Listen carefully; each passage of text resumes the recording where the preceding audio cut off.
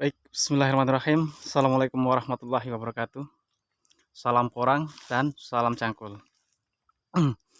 Terima kasih untuk bapak-bapak yang telah sudi mensubscribe dan melihat channel kami. Semoga kesehatan, rezeki, kemudahan segala urusan selalu tercurah kepada bapak-bapak semua. Dan salam jumpa untuk para petani porang pemula. Salam kenal dan mari saring bertukar pikiran atau sharing. Semoga dengan kita sering sharing menjadi bekal kita ke depan untuk menanam porang. Tak lupa mohon like, share, and comment, juga subscribe-nya agar channel kami yang kecil ini bisa berkembang nantinya. Dan kami bisa selalu menyajikan pengetahuan-pengetahuan berdasarkan pengalaman yang kami dapat dari berbudidaya porang. Di sini kami dipandu dengan Bapak Ucok selaku senior di porang yang kebetulan masih aktif bergerak sampai sekarang ini. Baik, mungkin para pemirsa sekalian yang melihat video ini kaget kenapa saya mengupload kok pohon pisang. Inilah yang harus kita tahu, bahwa ketika kita menanam porang kita harus paham tanaman apa yang bisa disandingkan atau dijajarkan dengan porang dalam satu kebun, atau yang tidak bisa disandingkan atau disejajarkan karena menjadi musuh tanaman porang tersebut. Di kebun pisang ini yang saya shoot dulunya ditanami porang. Ini salah satu contohnya, masih ada sisa-sisanya. Mudah-mudahan masih ada lainnya nantinya. Dulunya ditanami dengan bibit umbi dengan luas lahan 1 hektar atau 10 meter persegi dengan jumlah bibit pastinya saya sih kurang mengerti ya Pak, kurang paham, tapi setahu saya dananya itu habis 75 juta untuk pembelian bibit umbi up 5 sampai 6 per kilogram.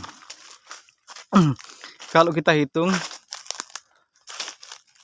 dari 75 juta bibit, olah lahan 2 juta, penyiangan dan sebagainya, mungkin dalam satu musim bisa menghabiskan dana sekitar 110 sampai 115 juta ya per hektar. Namun apa yang didapat berbanding kebalik. Hasil nol, kerugian besar. Di sini kita harus belajar bahwa tanaman pisang sangat mengganggu sekali dan sangat buruk sekali untuk porang karena dia jadi musuh. Kenapa bisa begitu?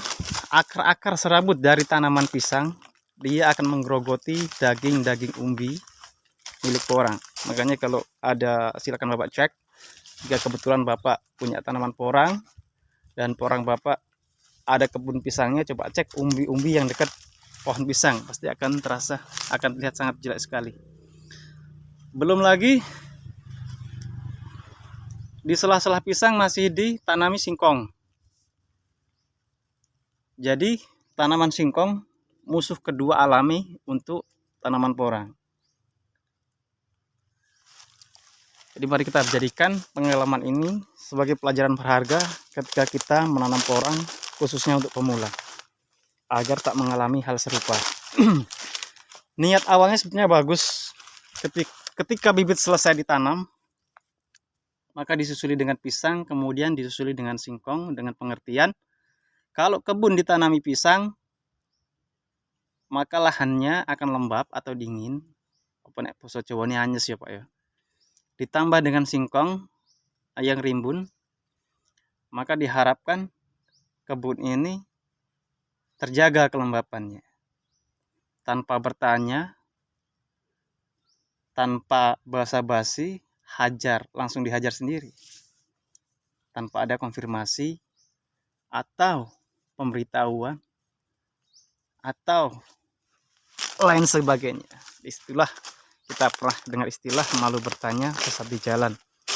Tapi jangan kebanyakan tanya ya Pak, malu-maluin. Baik, semoga dengan melihat keadaan ini membuat mata kita sadar, membuat kita tahu, dan membuat kita mengerti.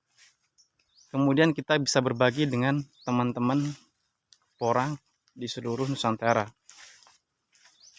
Jadi jangan pernah lakukan, sekalipun tanam porang di dekat pohon pisang. Kalaupun tumbuh, umbinya akan sangat tidak maksimal atau sangat memalukan. Inilah sekelumit pengalaman atau pelajaran yang saya sajikan untuk teman-teman semua. Mohon maaf jika ada kata-kata yang salah, jika ada kata-kata yang kurang berkenan.